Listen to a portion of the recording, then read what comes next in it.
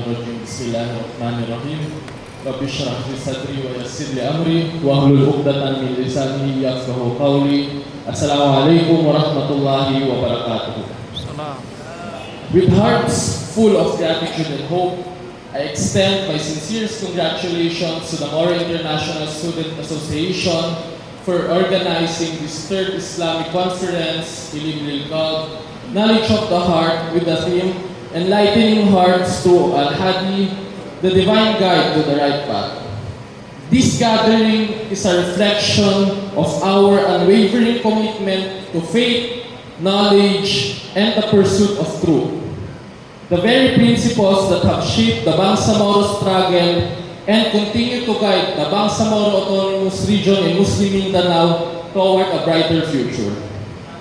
We are reminded that the true success does not lie in political achievements alone, but in the guidance of Allah subhanahu wa ta'ala in shaping our individual and collective destinies that the government of the day is practicing. Al-Hadi, one of the divine names of Allah, reminds us that He alone is the ultimate guide, illuminating our way amid challenges. As students, scholars, and leaders of the future or tomorrow, we must embrace both knowledge and the purification of the heart to ensure that our struggle remains anchored in righteousness and service to the Ummah. The Bangsamoro journey does not end with self-governance, rather it continues through education, moral leadership, and unwavering faith.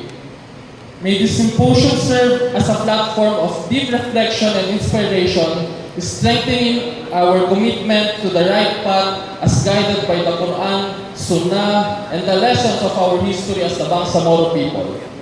May Allah subhanahu wa ta'ala bless this gathering, the organizer, and all participants with this wisdom and steadfastness in the journey toward enlightenment and justice. Hindi ko na po pahahabain, wabillahi tawfiq wal hidayah. Assalamualaikum warahmatullahi wabarakatuh. Shukran, jazakumullahu khairan jazaa fid dunya wal akhirah. We appreciate your support. Brothers and sisters, let us prepare our hearts and minds for the sacred recitation of the Holy Quran. Let us approach this blessed moment with humility, seeking the guidance and blessings of Allah subhanahu wa ta'ala. May this recitation bring us closer to Him and strengthen our faith. Let us listen attentively and reflect upon the divine words.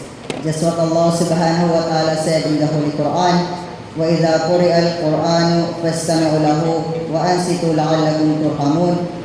So when the Quran is recited, listen carefully to it and keep silence so that you may be shown mercy. Chapter 7, 204. Please come on stage. Al-Hafiz Muzahir Bito, فيتفضل جلالتك مشكورا معجورا.